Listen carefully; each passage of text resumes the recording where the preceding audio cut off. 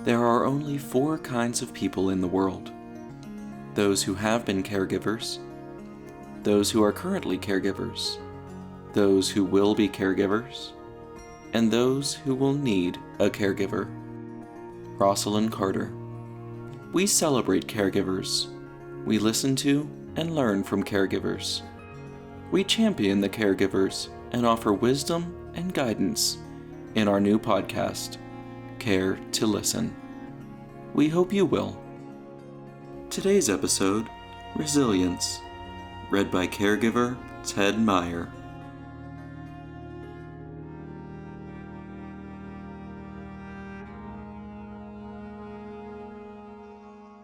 Hello, I'm Ted Meyer, and my wife and I are the parents of two adult children with disabilities.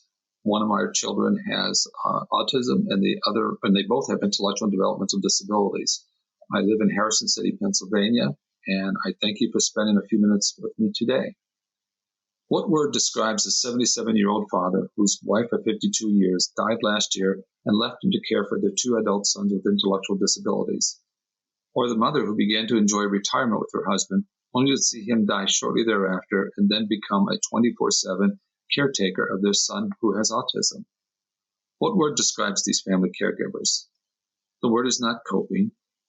Coping refers to times when we deal with everyday life responsibilities, problems, or difficulties. We cope with bumps in the road. Think about an unexpected snowfall and having to go to the grocery store tomorrow instead of today. That is coping.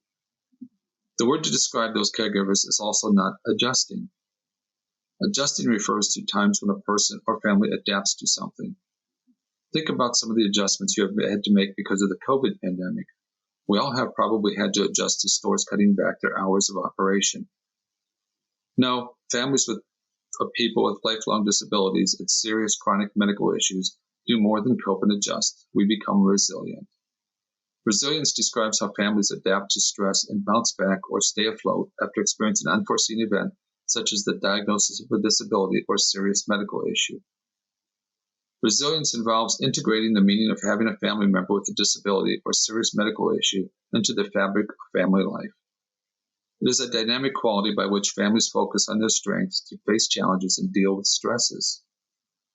So what helps a family, and especially the caregivers in the family, learn to face their challenges head on, to not allow stress to take over, and to be resilient in the face of daily, never-ending caregiving? Resilient families say that support from other family members and paid caregivers is important to allow the primary caregivers to take breaks, gather strength, and take care of their own needs.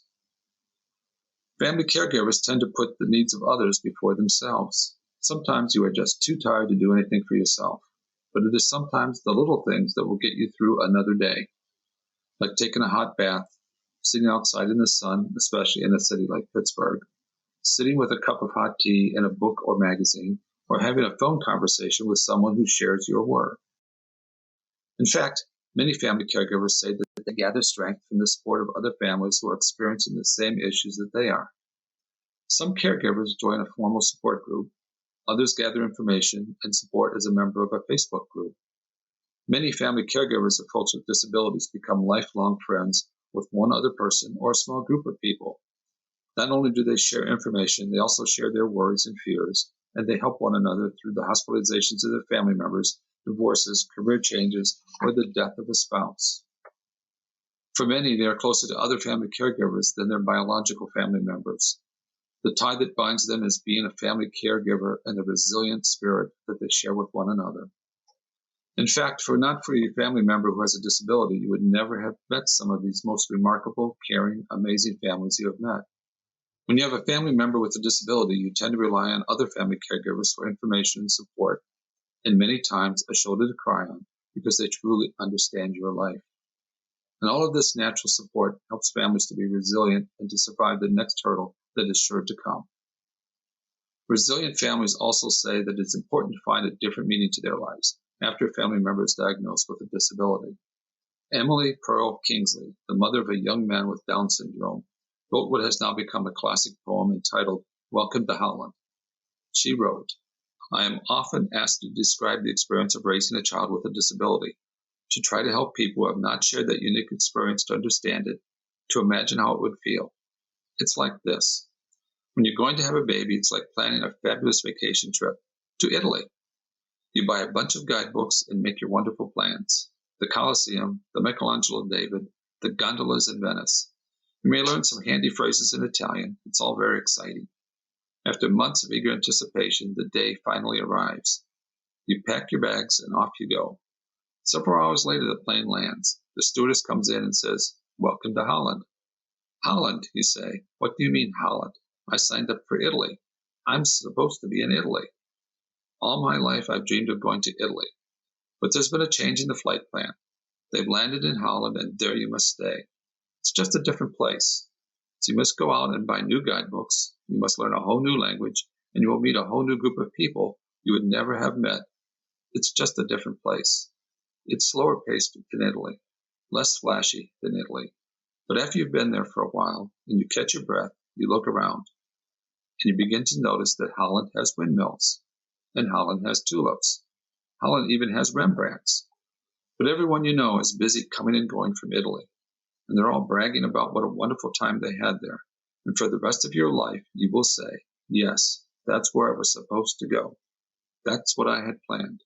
And the pain of that will never, ever, ever, ever go away.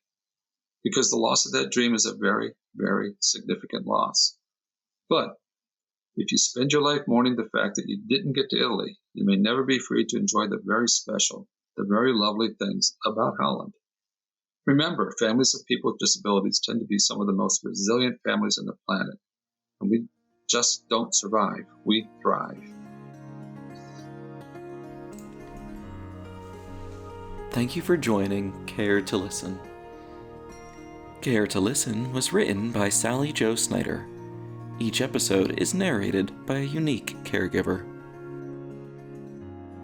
Developed resources reported in this podcast are supported by the National Library of Medicine, National Institutes of Health, under Cooperative Agreement Number UG4 LM012342 with the University of Pittsburgh Health Sciences Library System.